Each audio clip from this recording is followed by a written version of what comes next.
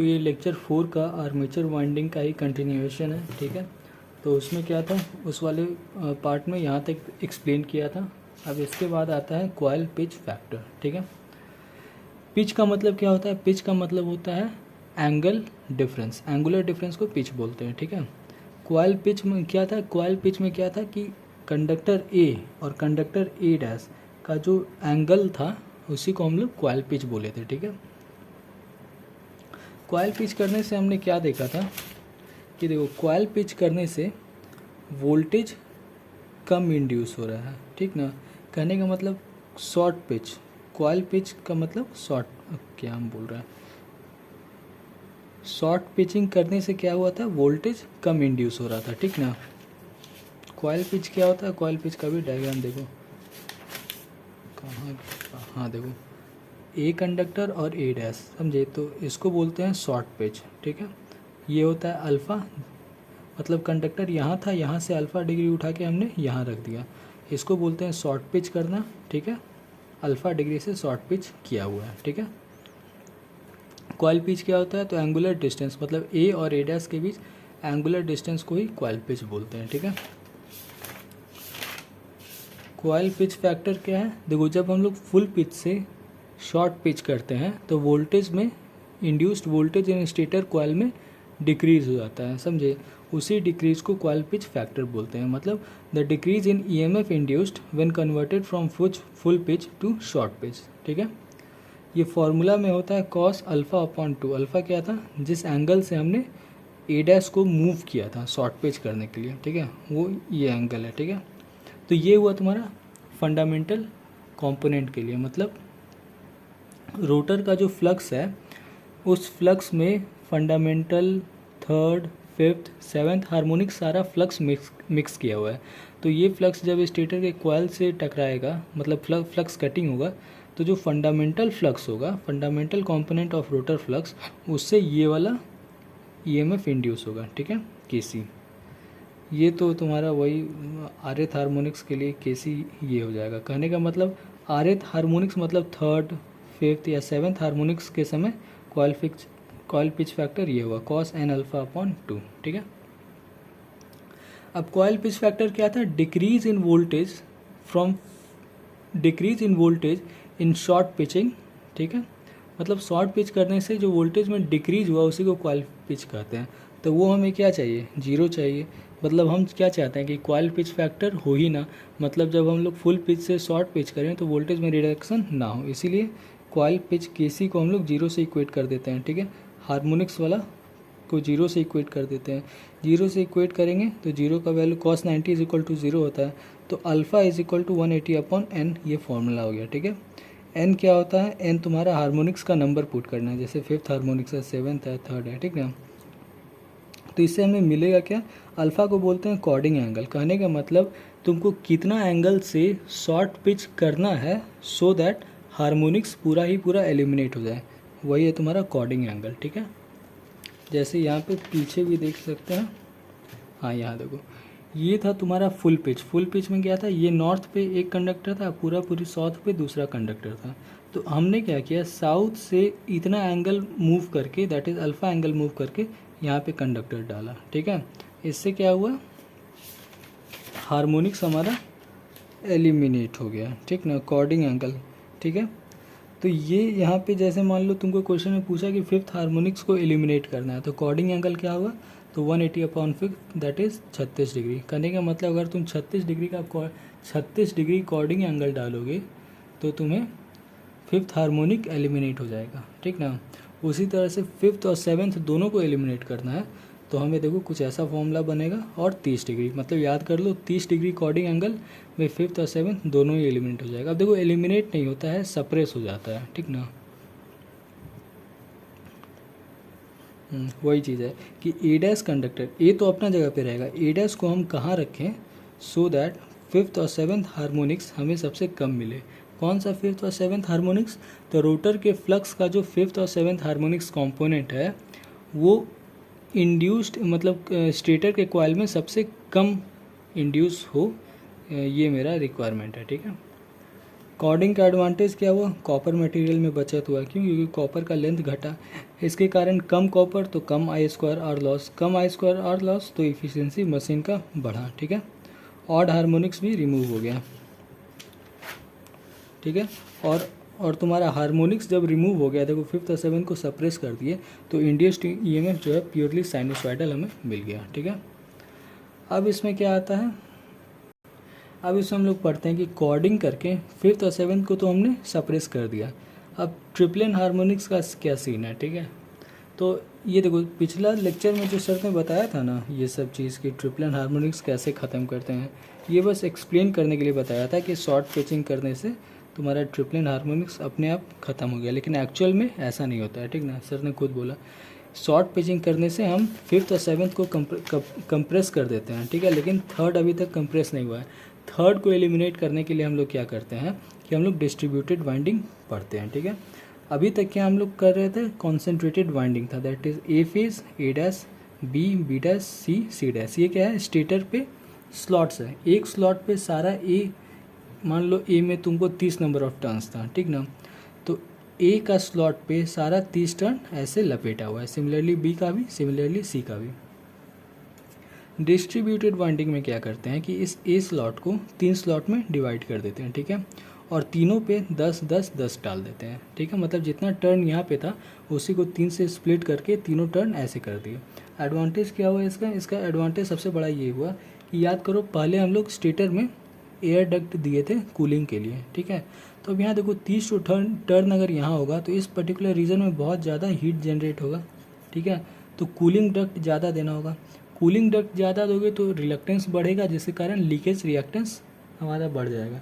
तो इसके लिए हम लोग क्या किए, स्लॉट का नंबर बढ़ा दिए, यहाँ देखो 1 2 3 4 5 6 ही स्लॉट था, ठीक है।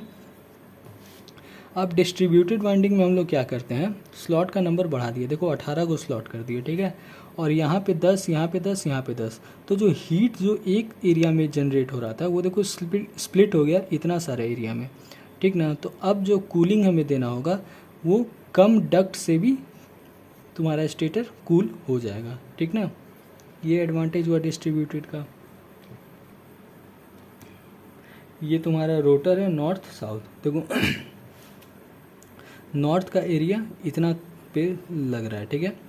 कंडक्टर को हमने कैसे माउंट किया है, तो पहला जो स्लॉट है उस पर कंडक्टर को हमने लिया और अंदर से लपेटा और 10 से निकाले, ठीक है, फिर वही कंडक्टर को हमने 2 से लिया, फिर 11 से निकाला, फिर 3 से लिया, 12 से निकाला, मतलब वायर एक ही है, मतलब वायर एक ही कनेक्शन है, ठीक ना, अलग अलग नहीं है, एक ही कनेक्शन है लेकिन अलग अलग स्लॉट्स पे किया हुआ है, ठीक है।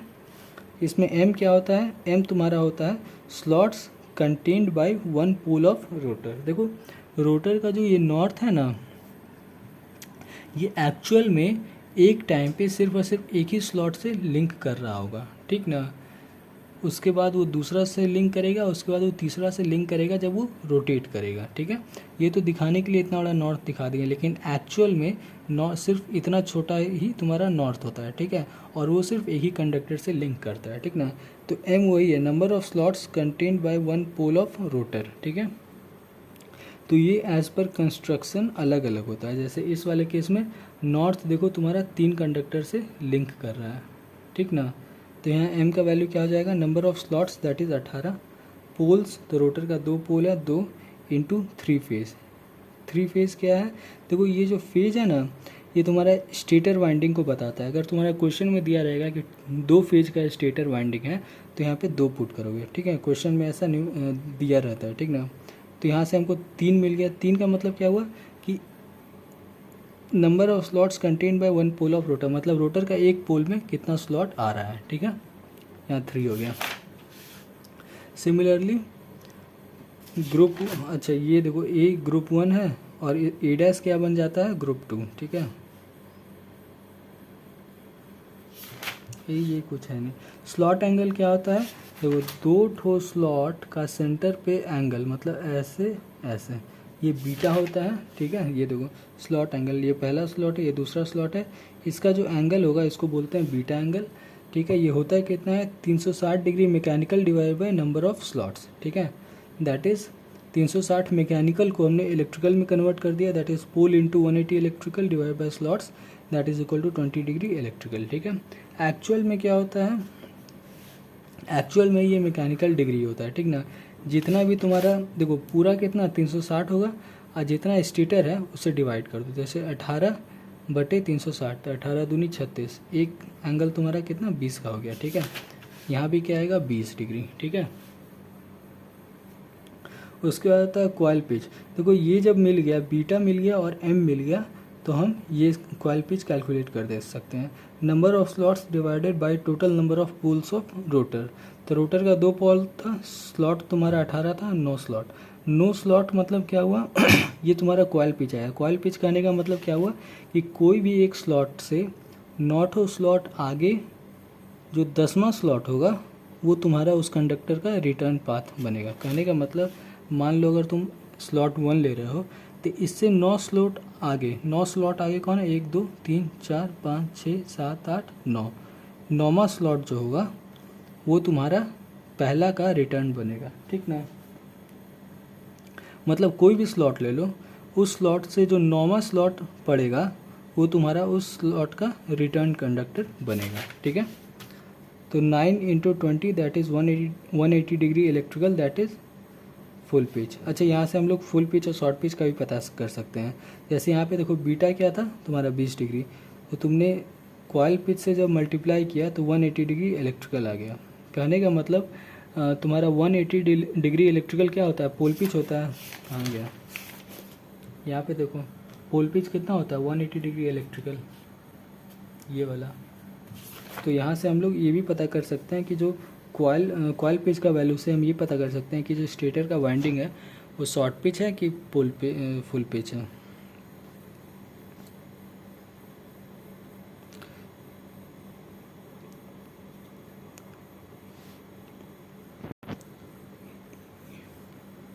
ये देखो स्लॉट नंबर, मतलब ये रिटर्न निकालने के लिए, दैट इज़ अगर 1 स्लॉट नंबर है तो उसका रिटर्न क्या होगा 10 होगा, 1 प्लस कॉइल पिच कर देते हैं। ठीक है, अब दूसरा आता है phase spread, that is sigma. Phase spread क्या होता है, तो एक फेज, जैसे देखो ये तुम्हारा एक ए फेज है, तो ये कितना एंगल में फैला हुआ है इसको बोलते हैं फेज स्प्रेड।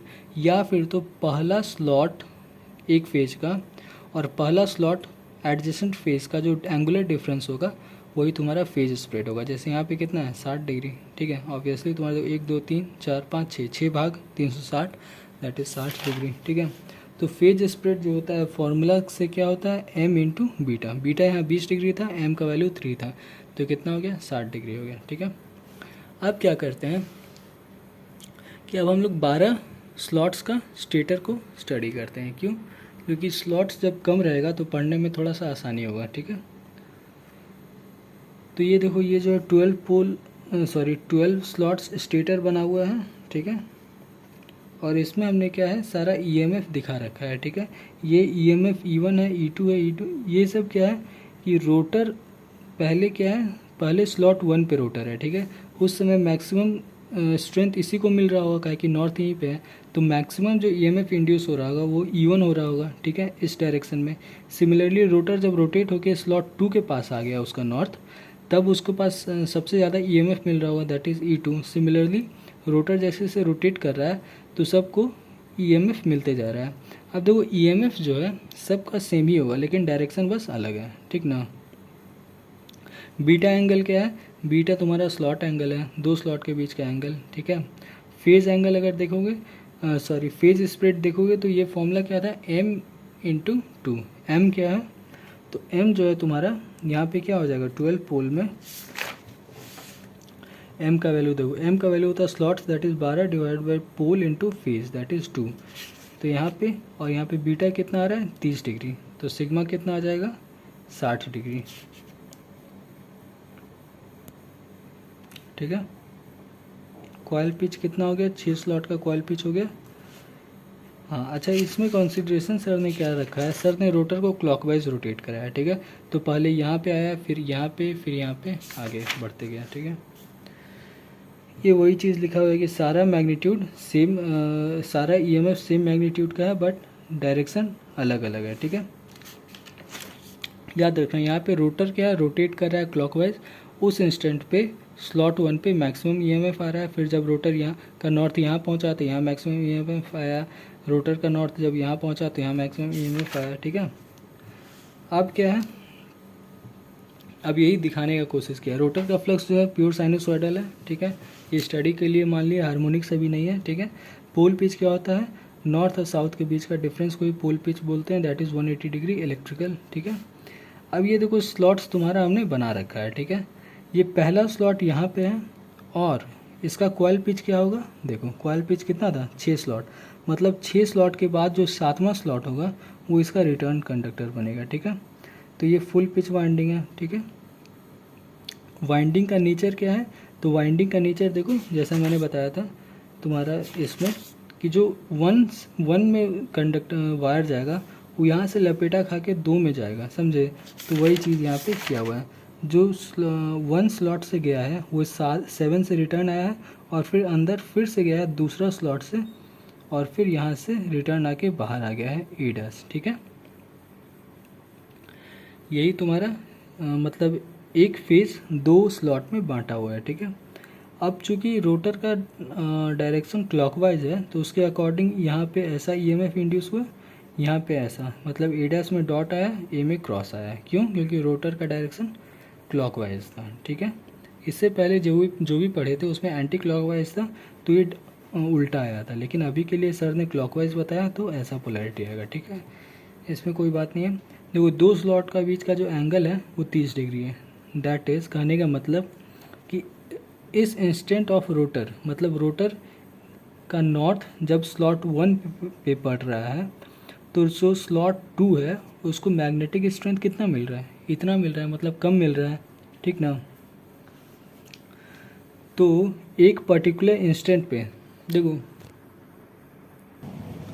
देखो जब रोटर तुम्हारा नॉर्थ पे होगा तो चूंकि तुम्हारा फेज़ ए का दोनों स्लॉट एक ही वायर में लपेटा हुआ है तो दोनों वायर में करंट इंड्यूस होगा, ठीक ना।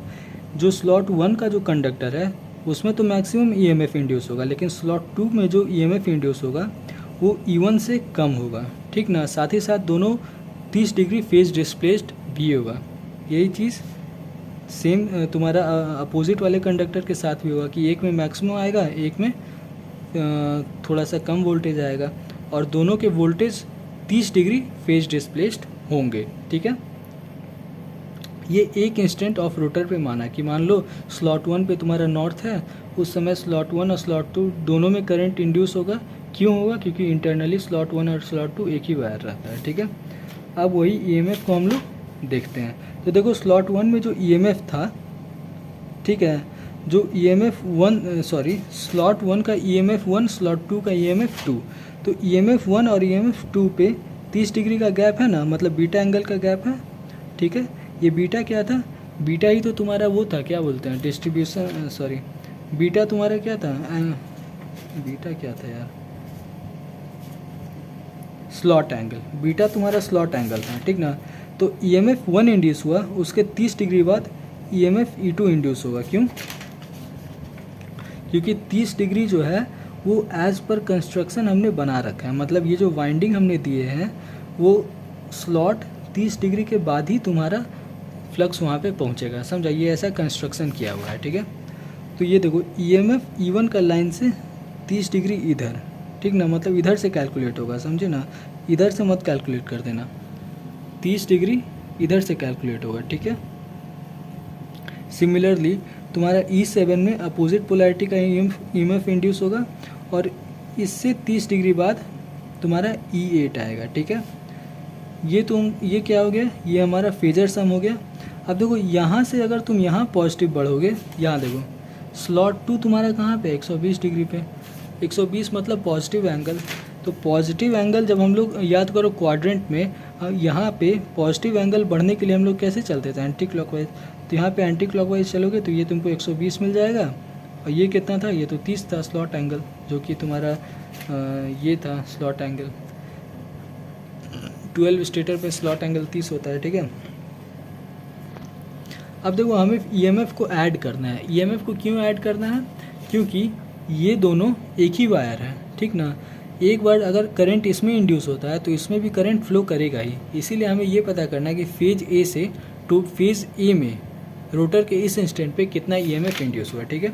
अब यहाँ देखो ईएमएफ E1 और E7 सेम फेज में है लेकिन अपोजिट डायरेक्शन, तो इसको ऐसे लिख सकते हैं E1 ऐसे और E7 को डायरेक्शन अपोजिट करके माइनस साइन लगा दिए। सिमिलरली E2 ऐसे और माइनस साइन लगा के डायरेक्शन अपोजिट कर दिए, ठीक है।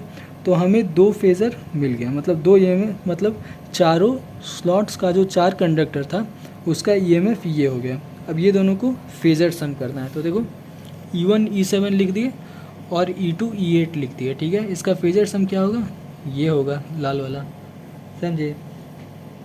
ये तुम्हारा क्या हो गया, फेज़ ए में जो ईएमएफ इंड्यूस हुआ वो ये हो गया, ठीक है। ये देखो ये इतना सारा सम हुआ है, ठीक है। अब ये तो एक फेज़ का हो गया, ऐसा ही तीनों फेज़ का बना देंगे तो हमें क्या मिला, हमें ए फेज़ का ईएमएफ मिल गया, बी फेज़ का ईएमएफ मिल गया, सी फेज़ का ईएमएफ मिल गया, और तीनों कितना है 120 डिग्री सेपरेटेड है, ठीक है। कहने का मतलब स्टेटर के 3 फेज़ वाइंडिंग में एकदम बैलेंस्ड ईएमएफ इंड्यूस हो गया। देखिए क्लियर पता चल गया, ठीक है। अब क्या है, अब ईएमएफ पॉलीगॉन बनाना है। ईएमएफ पॉलीगॉन क्या होता है, तो देखो ये वाला जो ईएमएफ था ना कि रोटर का जब नॉर्थ यहाँ पे होगा तो उसका E1 होगा, फिर रोटर का नॉर्थ जब यहाँ पे आएगा तो उसका E2 होगा, रोटर का नॉर्थ जब यहाँ पे आया तो उसका E3, सारा सेम मैग्नीट्यूड लेकिन डायरेक्शन अपोजिट। इसी को हम लोग ईएमएफ पॉलीगॉन में बनाते हैं, ठीक है। तो E1 E2 E3 ऐसे करके सब बना देंगे। 12 स्लॉट था तो 12 ईएमएफ आ जाएगा।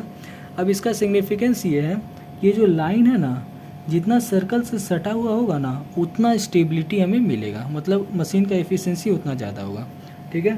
तो 12 स्लॉट्स स्टेटर जो होता है उसका ईएमएफ पॉलीगॉन ऐसा होता है। जबकि तुम स्लॉट्स अगर बढ़ा दोगे तो ये जो लाइन्स है वेक्टर ईएमएफ का लाइन वो सर्किल से और सट जाएगा, ठीक ना। तो उसके कारण क्या होगा, स्टेबिलिटी और इंक्रीज होगा, ठीक ना। तो इसीलिए अब फिर से हम लोग 18 स्लॉट पे आ जाते हैं, ठीक है। अब क्या हम लोग करते हैं कि सिर्फ एक ही फेज़ को स्टडी करते हैं और एक फेज़ का जो भी वैल्यू आएगा उसको फिर 3 से मल्टीप्लाई करके 3 फेज़ निकाल देंगे, ठीक ना। तो ये 18 स्लॉट का स्टेटर है। 18 स्लॉट मतलब m का वैल्यू क्या था 3, मतलब एक नॉर्थ पोल पे 3 ठो स्लॉट आएगा, ठीक है।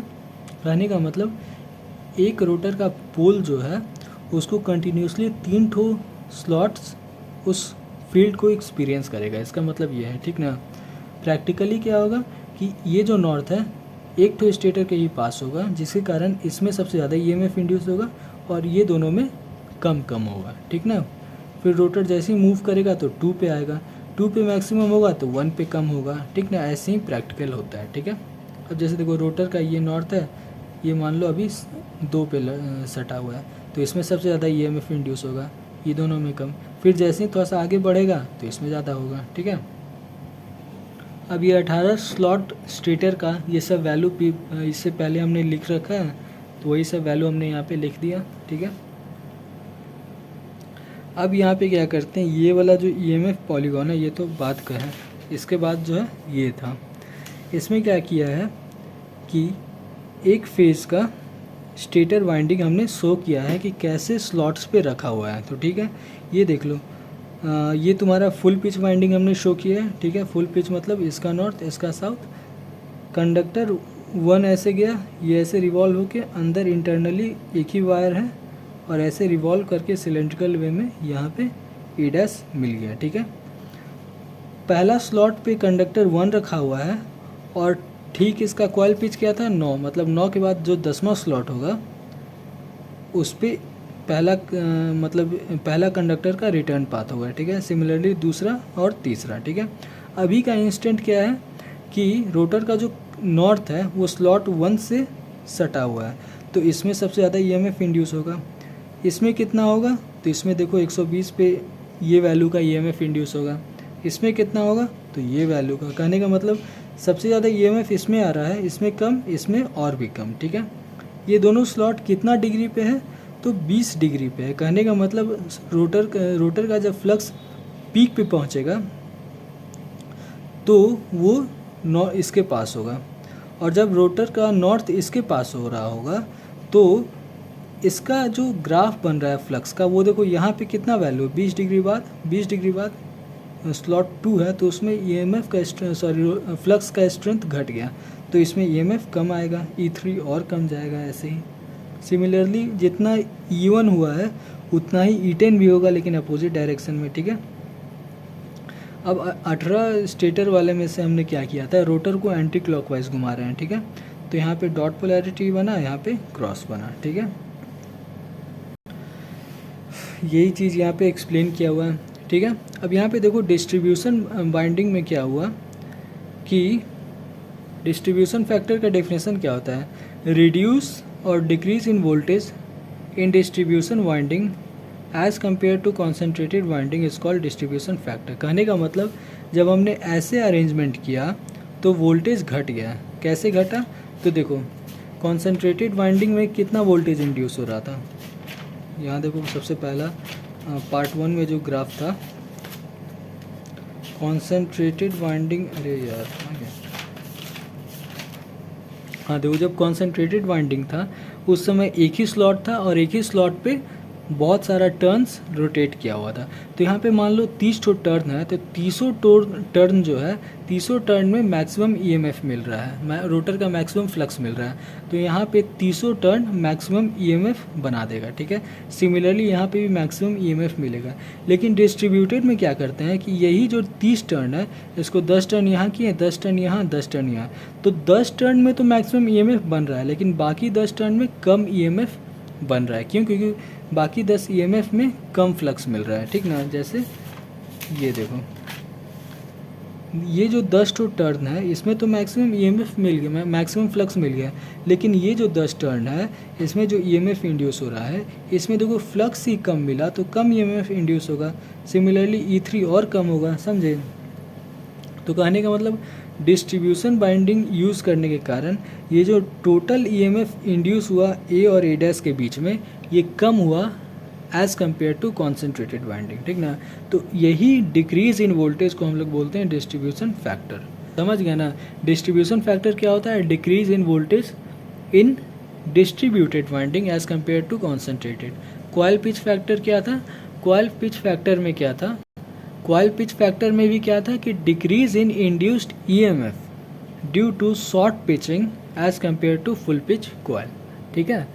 समझ गया क्या हुआ, शॉर्ट पिच करने से जो वोल्टेज में डिक्रीज हुआ वो तुम्हारा कॉइल पिच था, और यहाँ डिस्ट्रीब्यूटेड वाइंडिंग यूज़ करने के कारण ईएमएफ में जो डिक्रीज हुआ उसको डिस्ट्रीब्यूशन फैक्टर बोल दिया, ठीक है। ये फॉर्मूला हो गया, ठीक है। Voltage generated in distributed upon voltage generation in concentrated, ठीक है। ये निकालेंगे कैसे, तो phasor sum of coil voltage divided by arithmetic sum of coil voltage, ठीक है। इसका कहने का मतलब क्या हुआ कि देखो यहाँ पे जो वोल्टेज टोटल